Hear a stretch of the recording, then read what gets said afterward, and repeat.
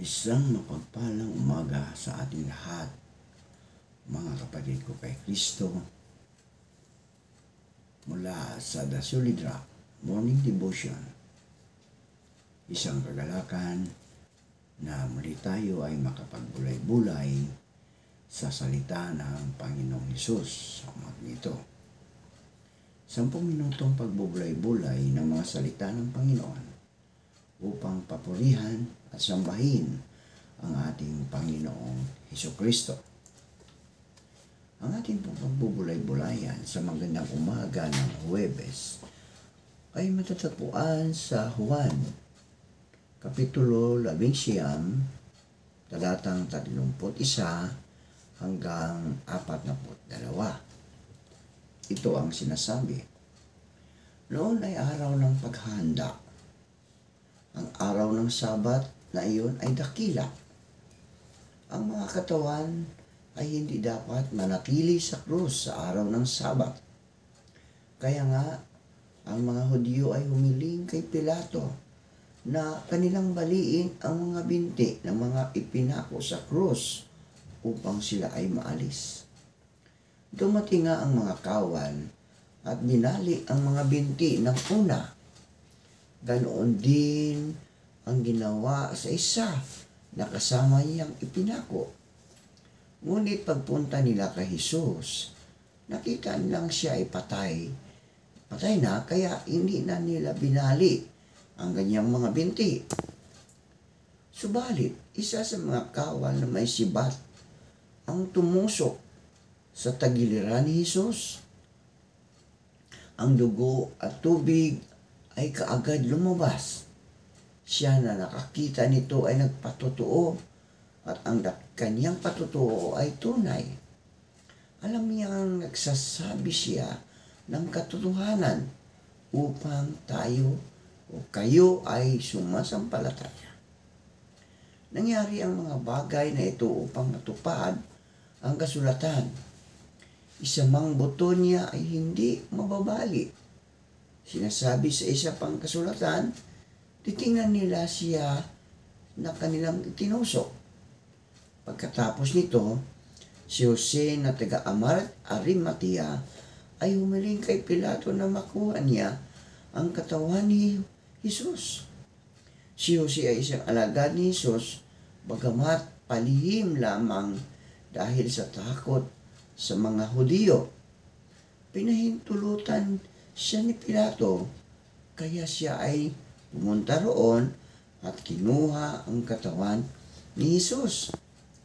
Pumunta rin doon si Nicodemo. Siya iyong noong una ay pumunta kay Jesus ng gabi. Siya ay may dalang pinaghalong mira at aloy na halos 100 libra ang timbang. Kinuha nga nila ang katawan ni Jesus. Binalot nila ito ng tilang lino kasama ang mga pagbango. Ito ay ayon sa kaugalian ng paghahanda ng mga Hudyo sa paglilibing. Sa pook na pinagpakuan sa kanya ay may isang halamanan. Sa halaman iyon ay may isang bagong libingan na hindi pa napaglilibingan. Doon nila inilagay si Jesus sapagkat noon ay araw ng paghahanda ng mga Hudyo ay malapit doon sa libingan. May napakaliwanag na sagot ang Biblia patungkol sa pagkakaroon ng buhay na walang hanggan.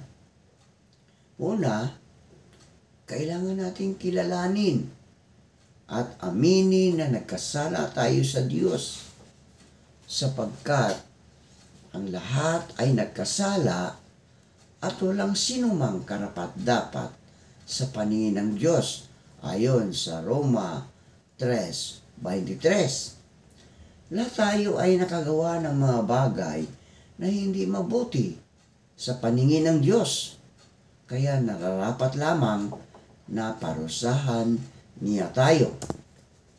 Tayo po ay manalangin. Ama naming Diyos na mapagmahal, Ikaw ay napako sa krus dahil sa aming mga kasalanan. Salamat, Panginoon, sa walang katapusang pag-ibig na inialay mo sa amin. Aming itataas sa iyo ang aming mga kababayan, lalo na, O Diyos, ang iyong mga anak na patuloy na sumasampalataya sa iyo, na nangangailangan ng kagalingan dahil sa mga karamdaman. Marami pong nakakasakit sa panahon ngayon, tulad ng ubo, sipon at iba pa. Dahil ito'y sa pagbabago-bago ng klima o climate change. Naway abutin mo sila at ibalik mo ang kanilang mga lakas na nawala dahil sa karamdaman at pagalingin mo sila.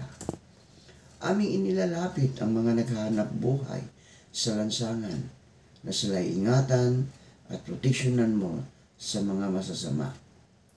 Amin ding itinataas sa inyo ang aming mga kapatid na mangingisda na sila'y ingatan mo sa laot ng karagatan. Amin ding itinataas ang aming mga kapatid na mga magsasaka na sila'y ingatan mo sa kanilang pagsaka upang ang bawat tao ay magkaroon ng pagkain sa kanilang hapag. Amin ding inilalapit sa iyo, Panginoon, ang aming mga kapatid na naghahanap ng trabaho. Ito man ay lokal o abroad. Naway tulungan mo sila na makasumpong ng magandang trabaho sa tulong ng iyong banal na Espiritu upang sila ay magkaroon ng hanap buhay. Salamat, Panginoon, sa mga kasagutan sa aming mga panalangin sa pangalan ni Jesus na aming tagapagligtas. Amen. Amen. Dahil ang lahat ng ating mga kasalanan ay paglaban sa walang hanggang Diyos, ang kanyang kaparusahan sa mga nagkasala ay walang hanggan din naman, sapagkat kamatayan ang kabayaran ng kasalanan. Ngunit ang kaloob ng Diyos ay buhay na walang hanggan sa pamagitan ni Kristo Jesus na ating Panginoon. Roma 6:23. Si Jesucristo na walang anumang nagawang kasalanan at walang hanggang anak ng Diyos ay nagkatawang tao at namatay upang bayaran ang kaparusahang nararapat para sa ating mga kasalanan. Ayon sa Roma 5:8, ipinakita ng Diyos ang kanyang pag-ibig sa atin nang mamatay si Kristo para sa atin noong mga makasalanan pa tayo. Namatay si Jesucristo sa krus upang akuin ang kaparusahang nararapat para sa atin. Pagkatapos ng 3 araw, siya'y nabuhay na mag-uli bilang katibayan na natalo na niya ang kasalanan at kamatayan dahil sa laki ng habag niya sa atin. Tayo'y isinilang sa isang panibagong buhay sa pamagitan ng muling pagkabuhay ni Jesucristo. Ang bagong buhay na iyon ay nagbigay sa atin ng malaking pag-asa. 1 Pedro 1:3. Kinakailangang manampalataya tayo kay Jesucristo at talikdan ang ating mga kasalanan. Sapagkat kung sasampalataya tayo sa Kanya at magtitiwala sa Kanyang pagkamatay sa krus para sa kabayaran ng ating mga kasalanan, patatawarin ang ating mga kasalanan at bibigyan tayo ng buhay na walang hanggan sa piling ng Diyos sa langit. Gayon na lamang ang pag-ibig ng Diyos sa sanlibutan. Kaya ibinigay niya ang kanyang bugtong na anak upang ang sumasampalatay sa kanya ay hindi mapahamak, kundi magkaroon ng buhay na walang hanggan.